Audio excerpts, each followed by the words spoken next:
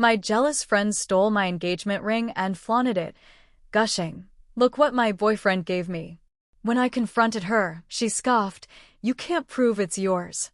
The jeweler pulled up the purchase receipt and said, "Actually, I can." Her face went pale as security approached. I'm a 32-year-old woman living in Seattle. A few months ago, my boyfriend, Alex, proposed to me with a beautiful engagement ring. It was a platinum band with a sparkling oval-cut diamond, purchased from a well-known local jeweler. We decided to keep the engagement private for a few days to savor the moment before sharing it with friends and family. Enter Sophia, my best friend since college. We've been through thick and thin together, and I considered her the sister I never had. Naturally, I was eager to share my engagement news with her. When I showed her the ring, her eyes widened, and she gasped, "It's stunning." She asked to try it on, and I obliged, watching as she admired it on her finger. Something in her expression shifted, but I brushed it off, attributing it to surprise. A few days later, I realized the ring was missing. Panic set in as I retraced my steps, searching every corner of our apartment. Alex helped me look, but it was nowhere to be found. I felt sick to my stomach, the joy of our engagement overshadowed by the loss. I called Sophia, hoping she might have seen it or had some idea of where it could be. She sounded concerned, promising to keep an eye out. A week later, I saw a photo on Sophia's social media, a close-up of her hand adorned with my engagement ring. The caption read, "Look what my boyfriend gave me." My heart dropped. I couldn't believe my eyes. I confronted her, demanding an explanation. She laughed, "You can't prove it's yours." Her audacity left me speechless. Determined to reclaim my ring, I visited the jeweler where Alex had purchased it. The staff remembered us and pulled up the purchase receipt, complete with the ring's unique serial number. Armed with this evidence, I arranged to meet Sophia at the jewelry store. When we arrived, I presented the receipt to the jeweler, who examined the ring on Sophia's finger. "Actually, I can," he said, confirming it was the same ring Alex had bought. Sophia's face went pale as security approached, escorting her out of the store. The betrayal cut deep. I ended my friendship with Sophia, mourning the loss of someone I once considered family. The experience taught me a valuable lesson about trust and the importance of protecting what's mine. Alex and I moved forward, stronger than ever. The ring, once a symbol of our love, now also represented resilience and the triumph of truth. I didn't sleep well for days after that showdown at the jewelry store. Even though I had my ring back, nothing felt right. My hands were shaky every time I glanced at it. Something about the way Sophia looked at me as they walked her out, like I was the villain, stayed stuck in my head. It gnawed at me, like this wasn't over. And I was right. 2 weeks later, I got a letter from a lawyer. Sophia was suing me. She claimed the ring was hers, said I'd given it to her, and was now trying to slander her reputation out of jealousy because, apparently, my boyfriend changed his mind. I almost threw up reading it. She was going full psycho, making things up out of thin air. She was pushing for damages too, emotional distress, and public humiliation. Alex was furious. I remember him pacing the apartment, saying over and over, "This is insane. She's trying to play the victim." I tried to stay calm, but deep down, I felt afraid. I didn't come from money. I couldn't afford long legal battles, and Sophia knew that. This wasn't about the ring anymore. This was about control. Revenge. She was trying to break me down, mentally and financially. We hired a lawyer. It wasn't easy scraping together the money for it, but Alex insisted we fight this. He printed every receipt, every photo, every conversation we had with the jeweler. The jeweler even agreed to testify if needed. We were ready. But things didn't stop there. Sophia started talking, a lot, to people we knew. She told anyone who would listen that I was obsessed with her, that I'd faked my engagement, that I was unstable.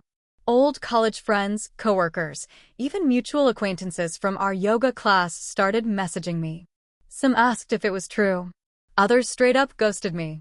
It was like she was poisoning the air around me, one whisper at a time. Then, the worst happened. Alex's job found out. He worked in a PR role at a big software company downtown. Reputation mattered. Someone sent his manager an anonymous email with links to Sophia's posts. The email accused Alex of being involved in fraud and misleading the public. They put him on administrative leave pending an internal review. That's when I broke. I sat on our bathroom floor and sobbed for what felt like hours. This woman, who had once held my hair back while I puked after too much wine, was now trying to destroy my life. Over a ring, Alex pulled me off that floor. He looked tired, more tired than I'd ever seen him, but he was still there. Still with me. He said, "We're going to win this. She can't fake forever." But we needed more than receipts. We needed proof of her real motive, something undeniable. That's when Alex remembered the messages. Months ago, before we got engaged, Sophia had gone through a rough breakup. She texted Alex late one night, telling him she needed to talk. He thought it was innocent at the time and replied, "You okay?" She didn't just want to talk. She confessed she had feelings for him. Said she wished things had been different. She even asked him to meet her at a hotel, just to talk. He never went. He never even told me because he thought it would cause drama. He had ignored it and moved on. Now we had a motive. Our lawyer added it to the case file. It painted a clear picture. Sophia wasn't just a friend scorned. She was someone with a personal vendetta, trying to tear us apart. But just when we thought it couldn't get worse, it did. Someone broke into our apartment. It was subtle. No windows smashed. Nothing major stolen. But the only thing missing was the ring. Again. It didn't take a genius to figure out who would do something that bold. But without cameras or witnesses, there was nothing we could prove. The police filed a report but didn't sound hopeful. I was back where I started, without the ring, with a lawsuit looming over me, and now a break-in to top it all off. Then, something unexpected happened. The jeweler called. He said someone had come into the store, trying to verify the ring again. Said the woman acted strangely, kept glancing around, and when he started asking her questions, she left in a hurry. She used a different name this time. But he knew. He remembered her face. We asked him if the security footage from that day was still available. He checked. It was. We had a new plan. The footage changed everything. When the jeweler sent us the video, I watched it with my heart in my throat. It was grainy but clear enough. Sophia walked in wearing sunglasses and a hat pulled low, like a bad disguise from a movie. She handed over the ring casually, pretending she just wanted an appraisal. Then she started fidgeting. Her eyes darted all over the store. She even peeked at the security camera and then turned her back to it, as if that would somehow make her invisible. She got nervous when the jeweler started asking questions. You could see it in the way she shuffled her feet and kept checking her phone. She didn't wait for the appraisal, just took the ring back and left in a rush.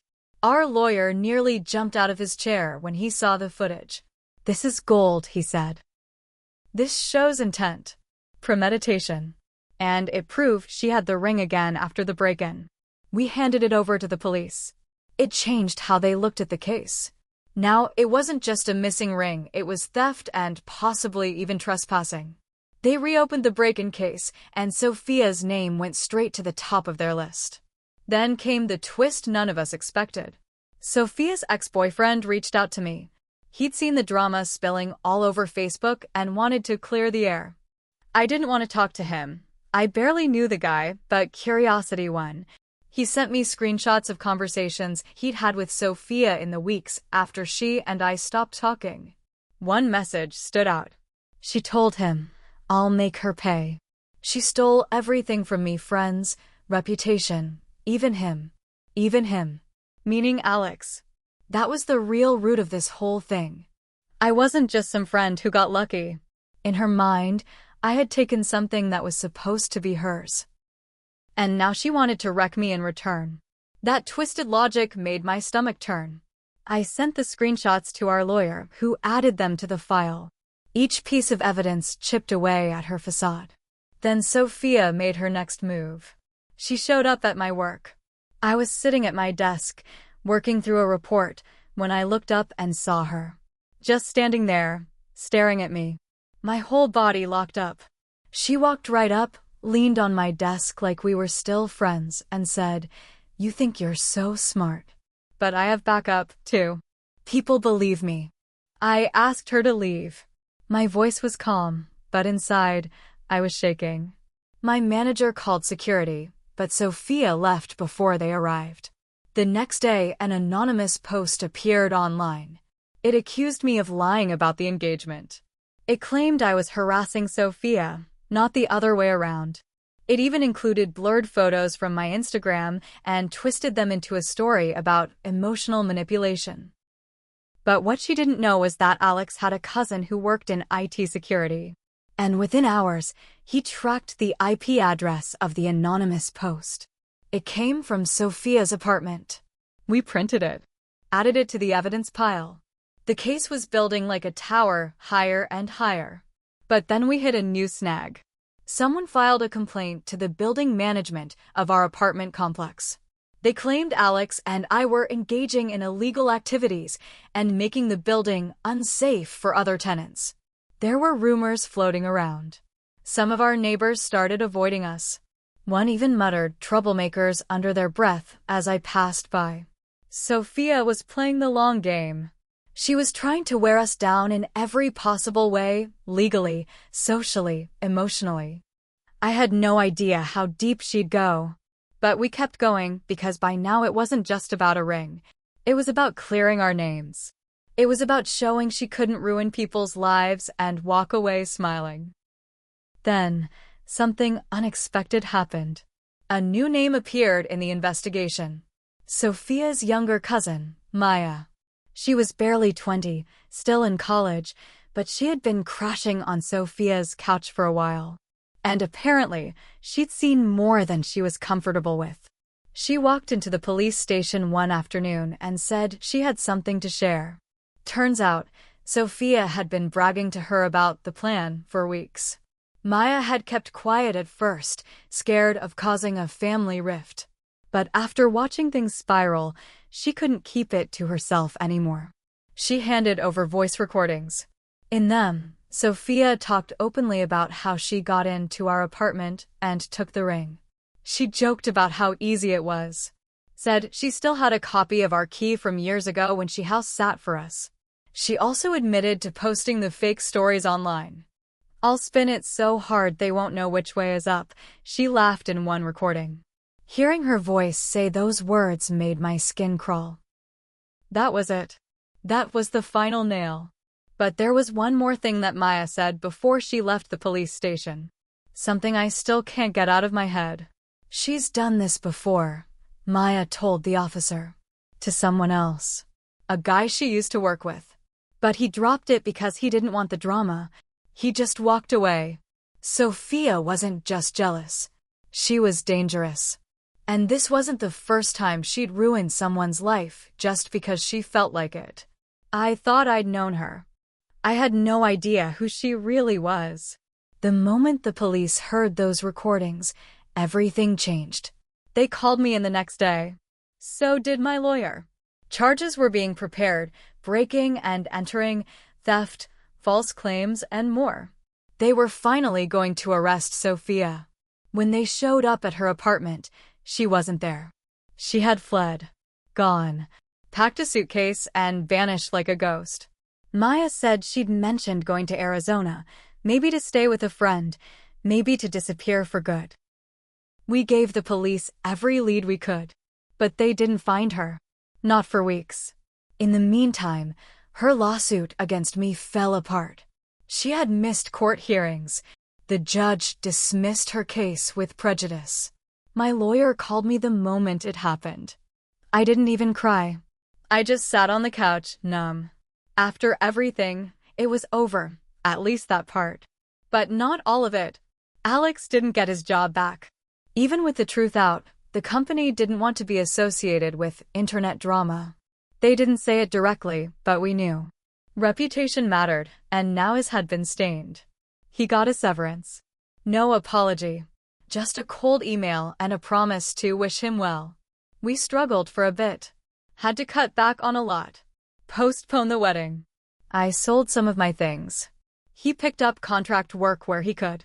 We made it through, but just barely. And the ring? I stopped wearing it. Not because I didn't love him, but because every time I saw it, I remembered her face. Then came the call. 3 months later. Sophia had been caught. She was in a cheap motel just outside Flagstaff.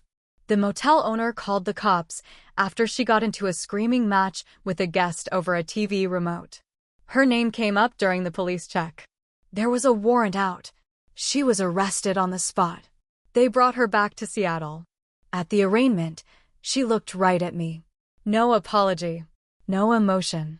Just this blank stare, like I was nothing to her. I stared back. I didn't flinch. The trial was short. The evidence was stacked too high to ignore. The recordings. The security footage. The messages. Maya even testified, voice shaking but steady. The jury didn't need long. Guilty. On all counts. She was sentenced to 3 years in prison. Not the full punishment I wished she'd get, but enough. Enough that she couldn't hurt anyone else for a while. People who had ghosted me started to quietly reach back out. Messages like, "Wow, I didn't know it was that bad, and sorry for not believing you." I ignored most of them. When people show you who they are, believe them the first time. But here's the twist no one saw coming. Even me. A few weeks after the trial, I found out I was pregnant. I cried for hours. I was terrified. The stress, the chaos, the pain, I didn't know if I could do this. But when I told Alex, he smiled. Genuinely smiled. Held me close. Said maybe this was the universe trying to give us something back. I started seeing a therapist. I needed it. I carried too much guilt that I didn't see the signs sooner, that I let Sophia so close, that I didn't tell Alex about the weird looks she used to give him. Part of me wondered if I should have set boundaries years ago. Part of me wondered if I had made it too easy for her to take advantage. But therapy helped. I started healing. Slowly. We moved. New city. New people. Clean slate. I left the ring in a box at the bottom of a drawer. Someday, maybe I'll pass it on to my child. Not as a symbol of pain, but of truth and the strength it takes to fight for it. As for Sophia, I heard through someone that she's been quiet in prison. No letters. No remorse. Maybe she's finally realized what she did. Or maybe she's still rewriting the story in her head, blaming me. Either way, she's not part of my story anymore. The people who made mistakes? They faced them. Her lies, her cruelty, her games, they came back to her like a boomerang. And me? I wasn't perfect. I missed signs. I let loyalty blind me. I gave too much of myself to someone who didn't deserve it. But I learned. And now I live with my eyes wide open.